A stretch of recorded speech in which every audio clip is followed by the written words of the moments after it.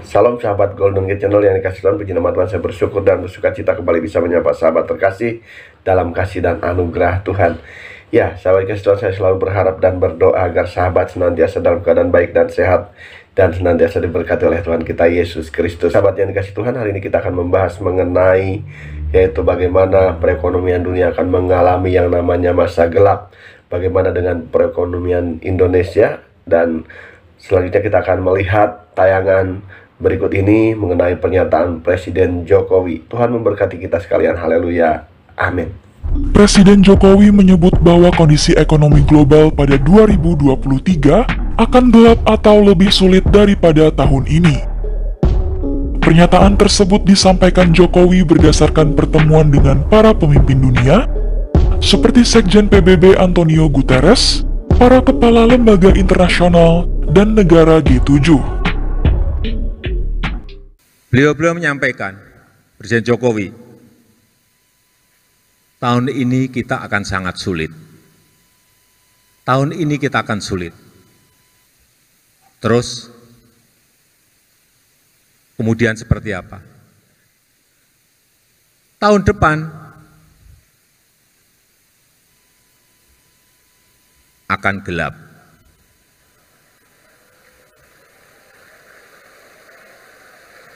Ini bukan Indonesia, ini dunia.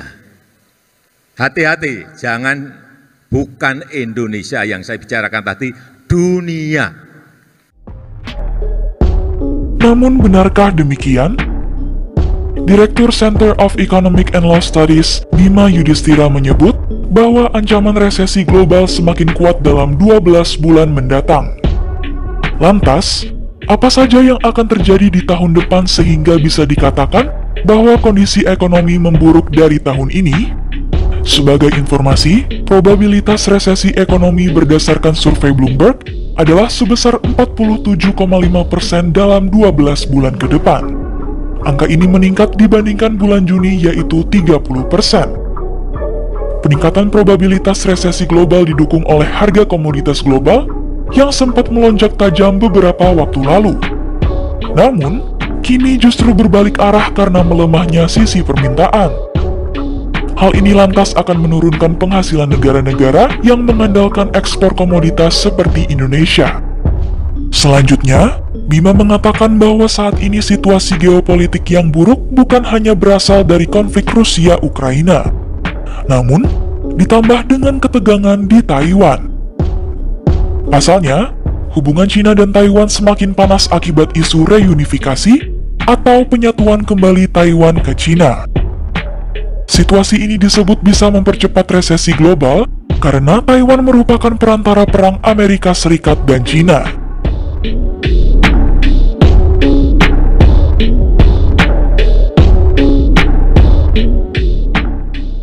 Di tengah konflik ini, China diperkirakan akan melakukan blokade kepada Taiwan dari laut dan udara untuk menghentikan ekspor Taiwan dan memutus bantuan dari AS dan Jepang. Menurut Bima, langkah ini bisa memicu krisis pangan di Asia Timur. Selain itu, konflik China dan Taiwan dapat pula menyebabkan biaya industri elektronik dan otomotif naik signifikan. Ketiga hal inilah yang menurut Bima akan memperparah kondisi ekonomi global pada 2023. Padahal, saat ini sudah banyak negara yang masuk ke jurang resesi. Bima menyebut, semakin buruknya kondisi ekonomi tahun depan tentu akan berdampak pada perekonomian Indonesia. Ya, sahabat yang kasih Tuhan, demikian yaitu tayangan video yang boleh kita saksikan bersama-sama mengenai pernyataan Presiden Jokowi ya, berhubungan dengan kondisi perekonomian dunia yang akan mengalami yang namanya masa gelap. Sahabat kasih Tuhan, apa yang akan terjadi dengan bangsa kita, perekonomian bangsa kita? Mari kita akan saksikan bersama-sama pembahasan yang akan disampaikan oleh hambanya Penjelis Dotoni mengenai hal ini dan langkah-langkah yang harus kita lakukan. Mari kita akan saksikan tayangan berikut ini. Tuhan berkati kita sekalian, haleluya, amin. Jadi kita harus persiapkan semuanya, Jonas. Iya. Kenapa harus kita persiapkan? Ya, karena ingat, jangan kita mendirikan fondasi rumah di atas pasir kan? Betul. Iya, kokoh. Jadi saya tuh siapkan semuanya itu 2017. Dan saya belajar caranya berkebun.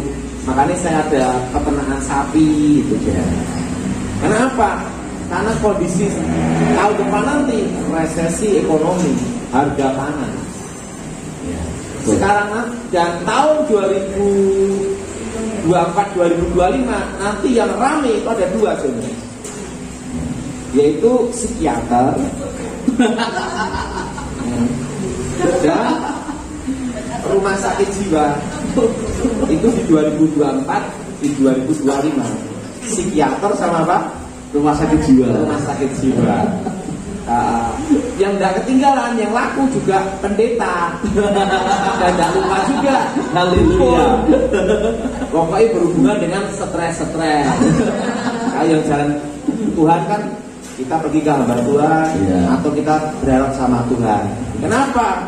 2024 pilihan presiden, pilihan gubernur, bupati, pilihan DPRD dan lainnya. Yang gagal ke psikiater. Jadi yang hidup. Jadi kalau Jonas ada yang ngomong, bisnis apa yang maju untuk 2024, 2025, dirikan rehab. Rehab untuk apa? Rumah sakit jiwa, psikiater. Yang setuju angkat tangan. Pokoknya yang laku nanti dokter. Dokter stres, dokter apa mumat, itu udah laku. Yang laku nanti Panadol. Itu di 2004, 2025. Dan karena apa? Sudah inflasi, udah resesi, nyalonkan gagal.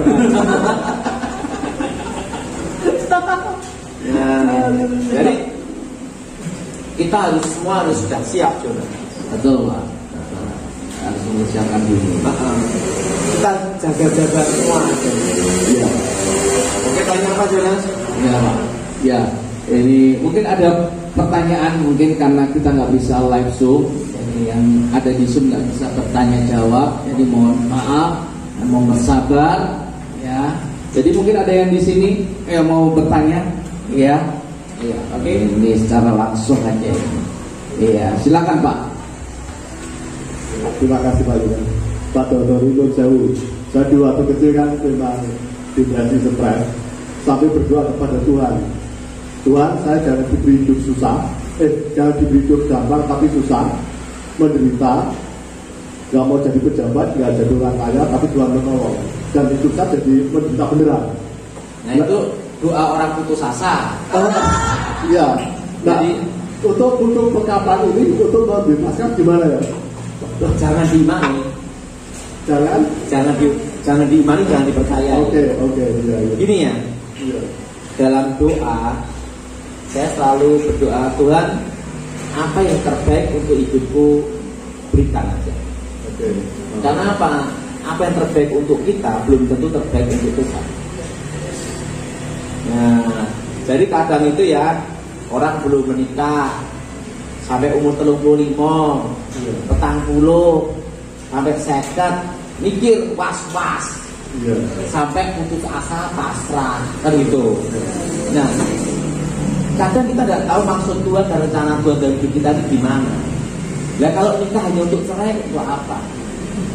Ribut-ribut. Nikah itu tidak gampang loh. Untuk nikah itu mudah, mempertahankan pernikahan wising mumet, betul nggak? Betul? Betul? Yang nikah aja bila perlu ini dari bincang lagi. Bebas merdeka kan gitu. Betul? Betul? Nah, tetapi yang nggak punya, kalau nggak nikah nggak punya anak, mumetnya ada. Nanti kalau mati saya ngubur sopo.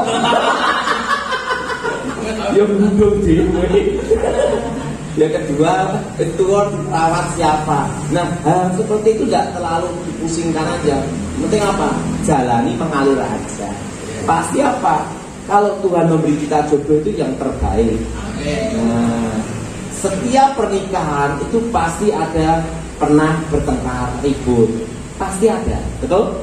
Kalau tidak pernah ribut sama sekali, iwak mati. Yang penting itu bisa memahami dan jangan ribut setiap hari. kecil-kecil biasa, betul? Bapak ini berduanya sampai rambut rontok terus. Sekarang sudah tobat. Dari doanya ada apa? Berikan yang dan misalnya gini, Tuhan belum ngasih kita jodoh sampai umur 35, 37. Nah, saya beritahu, kalau nikah hanya untuk cerai itu apa? Betul nggak? Ya, betul. Kalau nikah hanya untuk ribut untuk apa? Betul nggak? Betul. Nah, mengalir aja. Ingat, ada orang yang tidak mau beranak, tapi malah beranak terus. Sampai gimana ngetop. Apa itu? Berojol terus 5, itu 10 lah gitu. Tapi ada yang ingin punya anak. 1 itu 2 tahun, betul nggak? Doanya sampai 1, betul nggak? Artinya apa? Ya hidup ini jalani mengalir aja. Yes. Oke. Terima kasih Pak Daud. Oke. Ya, luar biasa. Ada pertanyaan lagi? Yang mau bertanya? Ini mumpung live dengan Pak Daud. Oke, silakan Bu Melinda. Lanjut. Pak Daud, saya mau beritahu, kita untuk mengetahui kehendak Tuhan itu terhadap hidup kita itu bagaimana? Ini ya, kalau Tuhan itu bisa kita pikir 100%, berarti dia bukan Tuhan. Kita tidak bisa memahami pikiran Tuhan itu 100%. Maksimal kita mengerti tentang Tuhan itu mungkin hanya 10-15%. Itu udah hebat. Karena Tuhan itu terlalu luas untuk kehendak dan pikirannya. Jadi kalau saya ditanya Tuhan dalam hidupmu itu seperti apa? Ya seperti nafas dan darahku. Itu aja. Artinya apapun yang dalam hidup kita pasti ada rencana dan kehendak Tuhan yang kita tidak pahami. Nah, kalau kehendak Tuhan kita pahami 100%, dia bukan Tuhan. Nah, sikap kita gimana? Bersyukur, nikmati, penting. Bagian kita itu apa? Tekun, bekerja keras.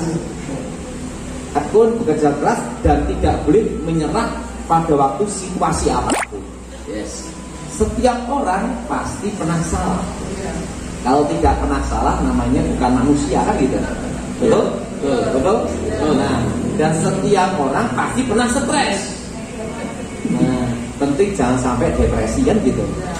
Nah, stres masih normal.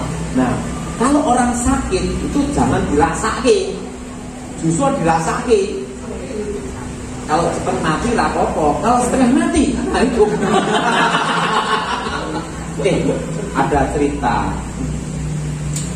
Saya sering beritahu, kalau ada seorang yang sakit, parah, komplikasi, kanker darah, besar itu kanker macam-macam, saya selalu ngomong gini, lebih baik santai sok, nggak usah ngerti, karena penting udah tahu duluan keluarganya. Oh, setahun lagi mati, enggak? Nah, jangan dikasih tahu. Pengen makan apa? Silahkan. Mau petik, makan. Nikmati. Udah. Sekarang gini, takut pun tetap mati. Tetapi kalau hatinya senang, happy, belum tentu mati. Malah yang diprediksi mati itu malah puluhan tahun kok. Betul. Gimana Pak Dokter? Betul Pak Dokter? Jadi kalau saya punya saran, justru kalau orang yang sakit kepala lebih baik nggak ngerti. Kalau dia mau mati, malah dia tuh enjoy hidup, happy gitu loh. Lah makanya suatu kali ada orang yang sakit ini ya, itu kena kanker darah. Setelah itu merambat ke ini loh, kanker paru-paru sampai kanker otak. Nah, dokter vonis dia pasti mati ini, bedah kepala, stroke macam-macam. Saya ngomong sama dia, terus tutupnya udah usah lihat dokter ya.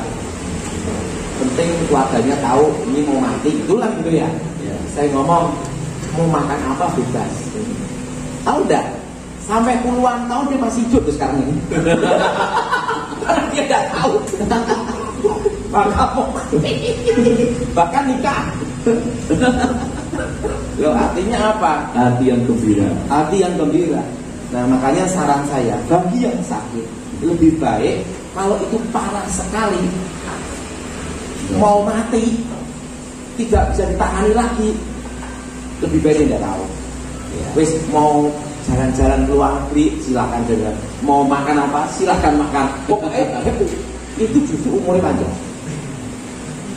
Buktinya Jonas, saya itu diprediksi mati duluan. Karena apa? Orang corona pada ngumpet, saya sampai ke Palu, Makassar jalan-jalan, sampai ke Bali. Nah, saya punya teman, setiap kali telepon, Pak Dok ada di mana? Surabaya. Hati-hati corona, dia paling takut mati. Dan kemanapun pergi semprot alkohol. Apa yang terjadi? Dia sekali kena corona mati. Justru saya yang diprediksi mati karena punya kemana-mana, nyawanya katanya alot. Nah, kenapa? Sekarang gini, kita ini susah sekali untuk lepas dari tanpa pertemuan ini. Kita bekerja pasti kita ada bergaul. Kita di ruangan tidak mungkin kita ini 24 jam gini terus, betul nggak? Di mobil juga 24 jam tidak gini terus, betul nggak? Penting kita hati-hati, penting kita waspada. Kadang saya juga nyemprot-nyemprot diri juga Jonas ya. Waspada, hati-hati. Nah, tetapi jangan sampai kita hidup ketakutan. Nikmati, tidak kena takut corona, takut justru asam lambung naik, jantung selesai, betul nggak? Jadi lebih baik nikmati hidup aja. Ya, sahabat kasih Tuhan, puji Tuhan kita boleh diberkati oleh pembahasan yang disampaikan oleh hambanya Evangelis Tony ya, mengenai kondisi perekonomian bangsa kita yang akan terjadi dan langkah-langkah yang harus kita lakukan demi menghadapi setiap situasi kondisi yang ada. Saya kasih Tuhan, jangan takut, kita senantiasa disertai oleh Tuhan dalam keadaan apapun. Firman Tuhan dalam Mazmur pasal 23 ayat 4, sekalipun aku berjalan dalam lembah kekelaman, aku tidak takut bahaya, sebab engkau besertaku, gadamu dan tongkatmu itulah yang menghibur aku. Saya kasih Tuhan, dalam segala situasi kondisi apapun yang terjadi dalam hidup kita, Tuhan tidak akan pernah meninggalkan kita. Karena itu jangan takut, percayalah bahwa Tuhan menyertai kita, Tuhan melindungi kita, Tuhan senantiasa memberkati kita. Karena Tuhan tidak akan membiarkan anaknya ya tentunya dalam kondisi yang sulit. Kita percaya, orang-orang percaya, anak cucu orang-orang percaya dipelihara oleh Tuhan. Demikian saya kasih Tuhan pembahasan yang boleh kita bahas hari ini. Ya, jikalau sahabat diberkati oleh pembahasan yang kita bahas bersama-sama, tinggalkan komentar di kolom komentar, berikan masukan dan juga saran, dan kiranya channel ini boleh semakin berkembang, banyak orang yang boleh diberkati melalui setiap tayangan video yang ditayangkan. Demikian sahabat, Tuhan memberkati kita sekalian, haleluya, amin.